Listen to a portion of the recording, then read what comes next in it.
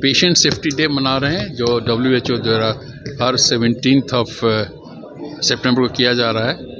तो पहला दिन हम लोग पेशेंट के हर एस्पेक्ट में अस्पताल के ट्रीटमेंट में कहाँ गलतियाँ होती हैं उसका पहचान हो और कैसे नहीं हो इसका हम लोग डिस्कशन किए।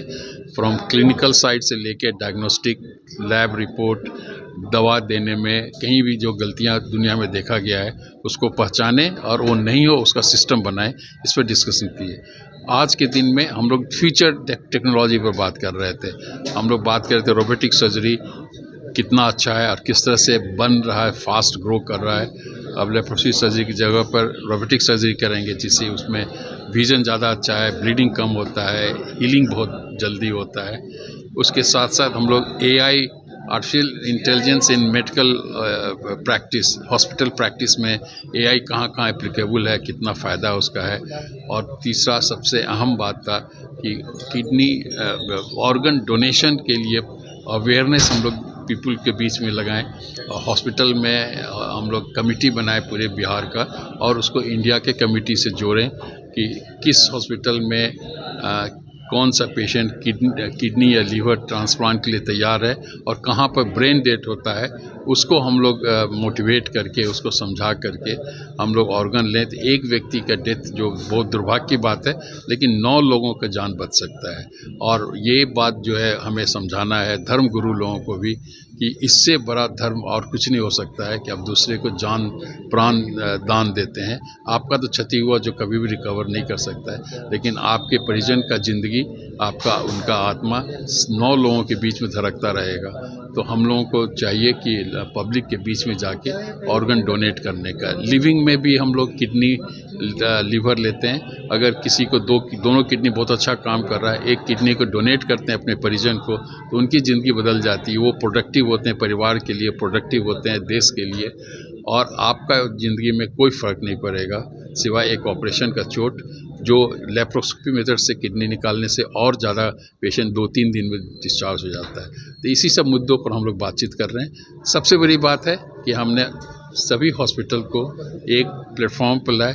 हम मेडिकल इक्विपमेंट मैन्युफैक्चरिंग कंपनी को भी हम एक प्लेटफॉर्म पर लाए। हम लोग मिल के इसको आगे बढ़ाएंगे जिससे बिहार में अच्छा इलाज और हो और बिहार का बना हुआ प्रोडक्ट्स को हम लोग हॉस्पिटल में यूज़ करें, जिससे बिहार के इकॉनमी में सुधार होगा। सर, आपके ही हॉस्पिटल में पहले रोबोट सर्जरी हुआ, सक्सेस रेट आज के डेट में क्या है? हम लोग के हॉस्पिटल में 34 से 35 ऑपरेशन हो चुके हैं 2.5 महीना में, और सभी सक्सेसफुल।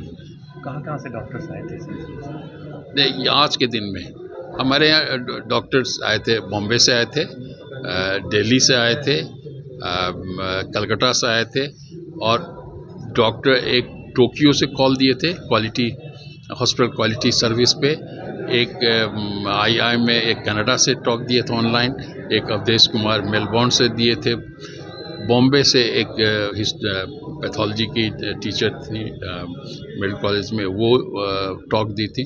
तो काफ़ी नेशनल इंटरनेशनल गैदरिंग था, और हर हॉस्पिटल के डॉक्टर इसमें चेयरपर्सन थे, अपना अपना कमेंट, अपना अपना एक्सपीरियंस बता रहे थे। तो काफ़ी ब्रॉड मतलब कन्वास हमने तैयार किया है, जिसमें हम लोग सब मिल के काम करेंगे।